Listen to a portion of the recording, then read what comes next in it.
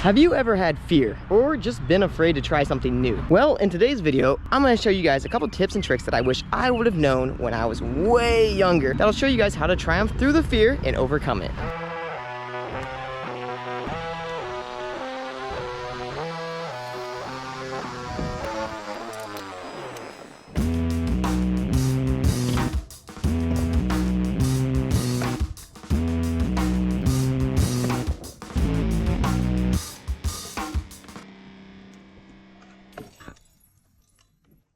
I'm really sad because I got a couple tricks in mind that, if I'm not lying, they scare me, and I'm a little fearful to send them. And I get a lot of comments on my videos that ask, how do you manage the fear? How do you get over it? How do you still triumph even though something is difficult? So we're gonna try to tackle that, and I'm gonna try to do a couple really hard tricks that I'm fearing. So I'm gonna talk my way through it and give you guys the tips and tricks that I've learned over the years that have helped me overcome fear. And hopefully it'll help you guys be able to get through the things that you're fearing. So the proper way to get into today's video is I'm gonna get warmed up real quick here. So let's put some music on and get like 15 seconds of just quick clips.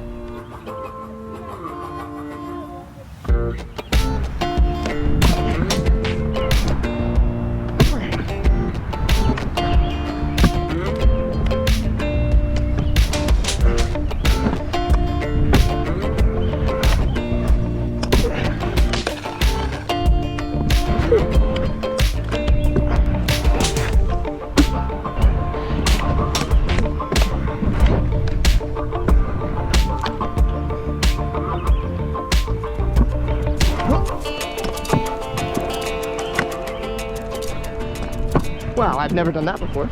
All right, that's enough warming up. I'm a little out of breath actually right now. That was a good little session there, but let's get into it. The first trick on today's list is gonna be a frontside 50-50. And I'm gonna talk to you guys about, first off, why I'm afraid, because it's really good and really helpful if you guys first recognize for yourself what makes you afraid. Because once you say it out loud or maybe say it in your head and you understand what it is that's making you afraid, you can then first off work on ways to overcome it. Also, once it's said out loud, might actually not be as fearful as you're thinking. So starting off, the most fearful thing I have with frontside 50-50s over rails is, well, it's kind of obvious. If you miss it, you're going taco style over the rail. So now knowing what it is that's making me scared of this particular trick, let's now work on slow chunks to get myself ready to full send it. So for starters, I'm just gonna do a couple of 50-50s, not frontside, just regular 50-50s, just to make sure I'm comfortable on my scooter. Let's start on this ledge. Yeah, I got 50-50s down pretty good. Let's go ahead and try a 50-50 on the rail now. Got those down pretty good too. All right, so now it's time to actually approach the frontside 50-50, or for this instance, any trick that you guys are fearful to try. I'm gonna start on the smallest thing that I can frontside 50-50. We're gonna approach this nice and slow, take it super easy, and surprise, I got it. Now we're gonna do it with a little more speed, a little more intensity. Oh, a little off balance on that one. So let's try it again until I get more comfortable doing it with more speed. All right, that's plenty of speed now. It's time to take something bigger. I'm gonna go to this ledge. Again, starting slow, getting comfortable with it, making sure I'm not gonna die. Let's try it a little faster now. Yeah, that's feeling a lot better now. The main reason I would recommend starting slow and working your way up is it's gonna build your confidence better than anything else. Because if you can show yourself that you can start small, slowly get bigger and better, then what's gonna stop you from just going to the biggest and best? So what we're gonna try now is to do a frontside 50-50 on the rail. This is when things start to get serious. So we're gonna do this nice and slow. Like I'm gonna come up baby touching it. Hey, it's a good first step. All right, so from here now, I got a little more confidence. I think I can actually lock in and slide maybe a foot. Yeah, that's actually a little more than I was even calling for. I'll take it. Let's see now if we can get a little bit faster, a little bit longer, and stay locked in.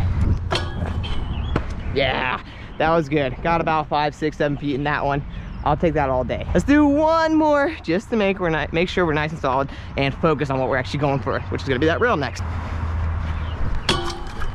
Yeah, we're looking good now. Now, one reason we also start small before just going full send is because it allows us to work up the micro steps to learning how to fall and bail out of the trick. Because if you're messing up the trick repeatedly on something huge, you're gonna end up injuring yourself much faster. So, but if you're just trying on small things like a rail or a ledge or a baby step down there for that instance, if you fall, you're gonna build up the micro steps just to learning how to run and like get out of the trick without completely getting smashed. But I think now it's time to try it on the rail. What do you say? I'm gonna start out real small here and just start with getting comfortable with the rail. So I'm gonna do a little board slide to tap on. and I can't make that, so I'm gonna try it again. The reason I'm not going full send on this rail right now is because, like I was just saying, I want to make sure I know how to run out of it.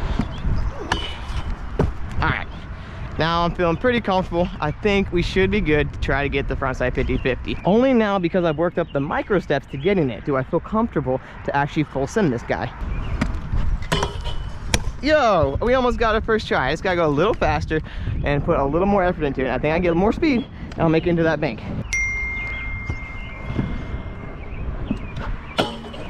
Oh, let's go. I'm loving it. That is actually a new learn right there. I've never done that at this park before, so I'm pumped on that. Trick number 1 done with, and I'm pumped. Rails are not my favorite thing. You guys probably know that. If you've seen my channel for a while, you know legend rails and just grinds in general, not my strong suit. So we're gonna now move back into the park section, and I'm gonna talk about some of the other techniques that I try where I'm a little bit afraid to try something new, or at least something really hard. And what better of a trick to try than flip drops? This trick takes about as much commitment and about as much fear out of your body that you can take. All right, so approaching flip drops right here. What I'm gonna do is I'm actually gonna pick a trick to do on this quarter pipe that is about equivalent to doing a flip drop, something that requires about the same air time but isn't as dangerous. So by that I mean pick a trick that you guys are comfortable, that's really basic and easy, or maybe not basic and easy, but it's easier than the initial trick that you're actually trying. That way you guys can use it as a tester, and then when it comes to actually sending the trick, it's not as scary because you've done your tester trick and you've already basically accounted for the ramp, height, width, and tolerance of the whole thing. For me, bri flips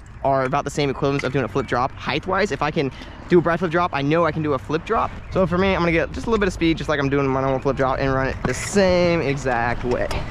This also helps your body get used to the transition and allows you to full send it when you're actually ready to full send it. Now let's cover visualization. This is one of the hugest things when it comes to me being really afraid or scared to send something. If I can visualize a trick, 9 out of 10 times I can actually get myself to do it. If I can't visualize the trick, man, it's like a fight the entire way to get myself to do the trick. So I'm just gonna visualize it right here. My pop, my rotation, my landing, as if I just did it, but I didn't full send it. Only once I've visualized it enough and I have that confidence that I'm gonna send it and commit to it, will I actually send the trick. So let's try it again. Do one more visualization here. We're gonna line up, we're gonna pop, we're gonna land. At this point, I'm feeling nice and ready to send this flip drop. Now, just like when we were doing the 50-50 grind over there, I'm gonna pick a ramp that's equivalent to generating the same like pop that a flip drop requires. So I'm gonna do a flip out of a bank.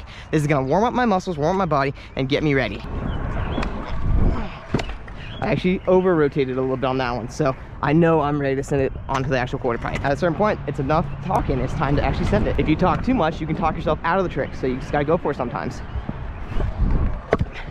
And just like that, stuck it perfectly. Now, before I move on to the next trick, I wanna add a quick tip that has helped me over the years. Having a group of friends that are gonna push you to be the best you can be is a huge one to getting you to deal with fear. If you're afraid, sometimes a pat on the back and some encouragement from some of your best buds is gonna get you to actually send the trick. If you got a really hard trick you wanna try, get your solid group of friends together and then try it. All right, and that brings us to the last trick on today's list. I really wanna 5-flare this 4-foot quarter pipe. I almost always, you guys know it, do it on that 5-foot quarter pipe right there, but I've only like maybe on a handful of times have done one on this quarter pipe. It's small, it's a little scary, and it really tests my 5-flare skills. That's the next thing we're gonna jump into. How do you test your skills and how do you overcome that? Basically what I'm gonna do now is I'm gonna combine every single step that I've talked about so far and combine it into something that is really, really scaring me today. And you guys are gonna see it firsthand how I'm working through it. Gonna start off on a ramp that I'm comfortable with, just doing a basic flare trick. All right, now I'm gonna huck the 5-flare. All right, they're feeling really, really good. That was a nice one, I caught perfect transition. Now, the quarter pipe I know is a little bigger than this one. So on this next one, what I'm gonna do is I'm actually gonna use the same quarter pipe, but I'm gonna dial down my speed. So that way it's kind of like resembling the pop of this 4-foot quarter pipe. I'm gonna try to aim to do the 5-flare about a foot below coping. This is gonna test me a little bit. That's gonna be good because it's gonna get me out of my comfort zone and it's gonna get me the commitment to get over to that ramp. Now, another quick tip is to get a beautiful girl to film a clip for you. Doesn't have to be a beautiful girl, it could be an ugly girl. No, I'm just kidding. You can use a tripod. I'm gonna get a second angle of this next 5-flare. The reason I'm getting a second angle is this is gonna give me the confidence because I'm gonna be able to watch the clip back and make sure that my technique is right. If this is something that you're really afraid to try, make sure you get your tripod set up so you can try the trick and work out any kinks before you try it on something that's really scaring you. All right, I'm gonna do a 5-flare, just a little bit lower on this guy. A little slower, a little lower. Whew. probably the lowest one I've done that quarter pipe, which still was above coping, but I think if I can replicate it now, I should be able to do it on the 4-foot. But first, let's watch that clip back. All right, that one looked really good. I watched the clip back a couple times, and I managed to get the 5 flare basically at coping level. It was a little higher than I was still wanting to do, but I'm gonna take that one because this next quarter pipe is actually a quicker transition. So with that same height and right there, I should be able to do it around this quarter pipe. I'm gonna set you guys right here. She's getting me a sunken angle. Let's get it. I'm taking the GoPro off my helmet because I'm whipping so much faster than I normally would. So just for comfort, give myself the extra comfort here by taking the GoPro off.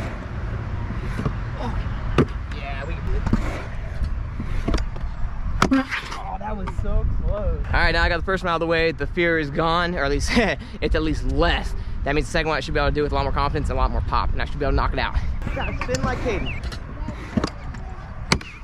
Yeah.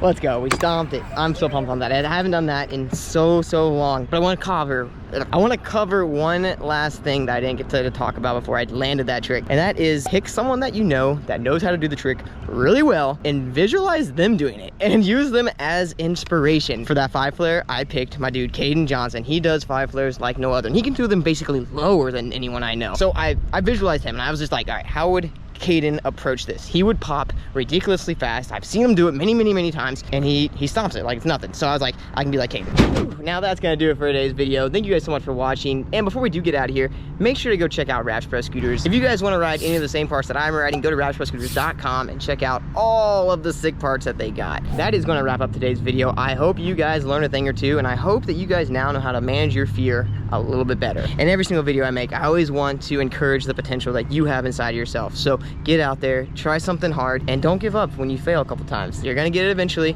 and use all the tips in today's video. If you guys have any of your own tips, comment them down below. I would love to hear it. But that's gonna do it for today's video. Give me a big old thumbs up if you liked it, smash that subscribe button, and I will catch you in the next one. Later.